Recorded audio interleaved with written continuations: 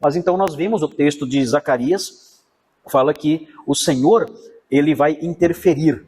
E o Senhor interferindo, então, essa é a sua vinda. A sua vinda é isso. É uma vinda que envolve o livramento da destruição do povo judeu. Nesse dia, os judeus crerão em Cristo finalmente. Então, existe um programa, um plano divino, específico para o povo de Israel. Deus, na escatologia, existe um espaço para a nação de Israel. Porque isso está prometido nas páginas do Antigo Testamento. E essas coisas nunca se cumpriram. E elas vão se cumprir um dia. A Bíblia então mostra isso. Que quando o Senhor Jesus voltar, as nações estarão reunidas em redor de Jerusalém. Jesus falou sobre isso. Ele disse, quando vocês virem Jerusalém cercada de exércitos, ele falou sobre isso. Ele mencionou isso. Ele falou, quando vocês virem o abominável da desolação, sentado no lugar santo. Ele mencionou isso também.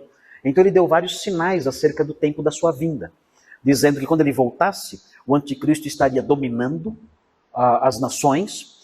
Além disso, os exércitos estariam ao redor de Jerusalém, e o anticristo estaria à frente disso tudo. Esse personagem político de grande poder mundial estará dominando tudo. O Senhor Jesus então voltará, e um dos objetivos é o livramento da cidade de Jerusalém e do povo judeu.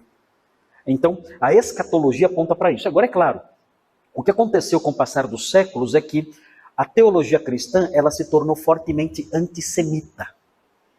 Um dos traços mais assustadores da teologia cristã a partir do século II é o lançamento de sementes nitidamente antissemitas. Por que isso aconteceu? O Novo Testamento não é antissemita.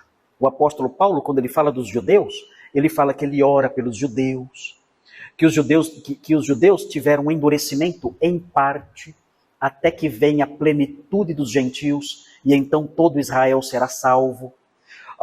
Paulo dizia que ele sentia uma profunda dor no coração, por causa de seus irmãos israelitas. Ele fala, a eles pertencem as alianças, a eles pertencem os patriarcas, a eles pertence o Cristo, deles descende o Cristo segundo a carne. Então o apóstolo Paulo fala, porventura rejeitou Deus o seu povo? Ele responde, de modo nenhum. E uma das maiores evidências disso, ele fala, é a conversão de vários judeus. Deus não rejeitou o seu povo, porque ele fez promessas a esse povo que perduram para sempre. Mas o que acontece? A partir do século II, desenvolveu-se um antissemitismo muito exacerbado na igreja cristã. Por quê?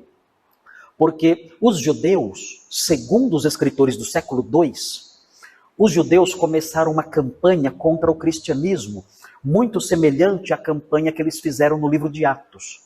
Vocês devem se lembrar que no livro de Atos, quando o apóstolo Paulo, Barnabé e os demais missionários chegavam numa cidade e começavam a evangelizar, os judeus de outras cidades vinham ali. E quando eles chegavam naquela cidade, eles eram uma espécie de uma delegação judaica. Aquela delegação judaica chegava naquela cidade e instigava os ânimos das pessoas, dos gentios e dos demais judeus, contra os pregadores da fé. Então parece que isso continuou no século II. Só que no século II isso aconteceu de uma forma que era realmente aterradora. Por quê?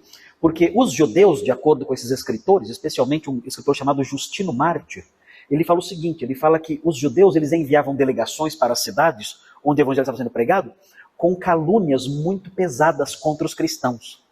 E essas calúnias despertavam um ódio muito grande dos gentios contra a igreja. Uma dessas calúnias muito conhecida é que os cristãos eram antropófagos. Diziam que os cristãos eram antropófagos que devoravam crianças. Que nas suas festas de fraternidade, eles pegavam bebês, sacrificavam bebês, misturavam o sangue dos bebês com farinha e comiam. Então eram antropófagos. Além disso, eles espalhavam também notícias de que os cristãos praticavam incesto. Tinham relações com pais, mães e irmãos.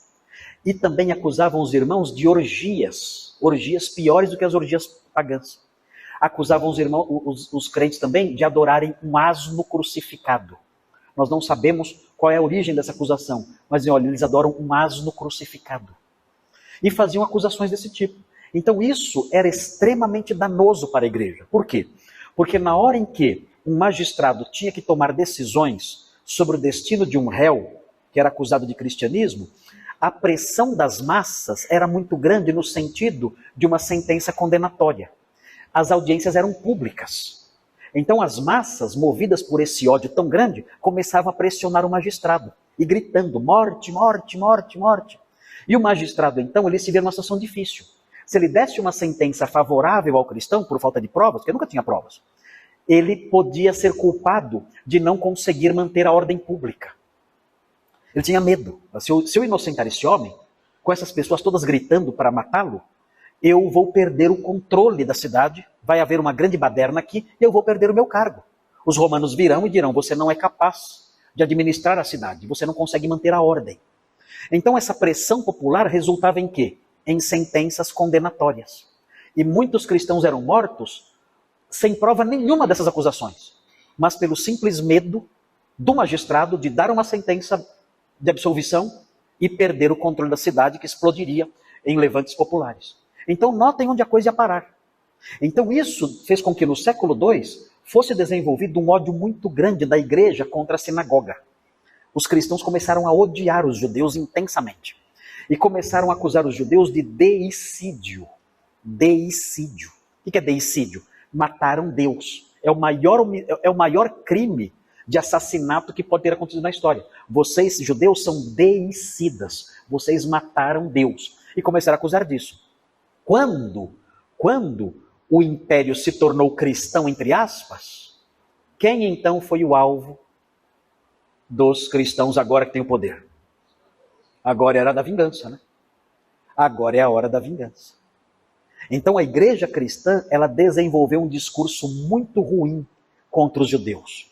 Existem 2 pregadores famosíssimos que pregaram sermões e disseram coisas que exacerbaram o ódio da igreja contra os judeus. Primeiro foi João Crisóstomo, que foi bispo em Constantinopla, no século IV.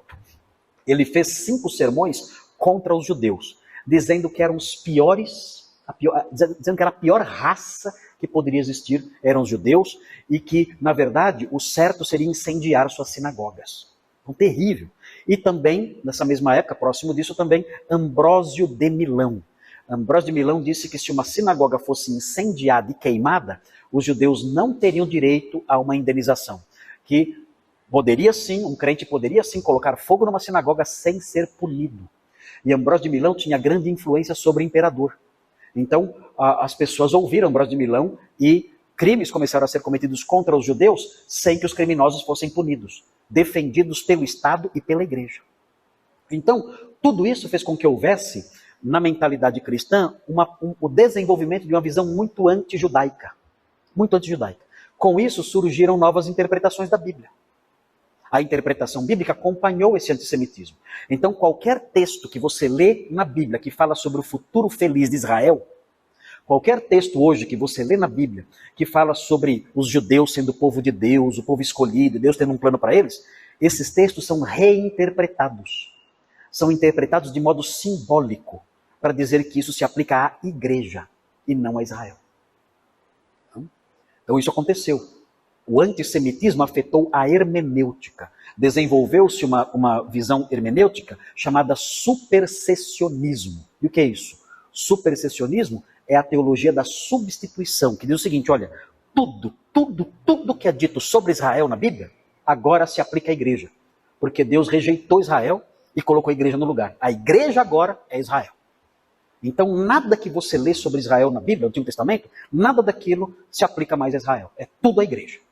Então em ti serão benditas, bendito quem te abençoar e maldito quem te amaldiçoar. Isso é para a igreja. Os aspectos que nós estudamos aí, falando sobre o futuro de Israel, e todo Israel será salvo, isso é a igreja. Então falou Israel, é a igreja. Então essa é a hermenêutica decorrente desses séculos de antissemitismo que tomaram conta aí da igreja.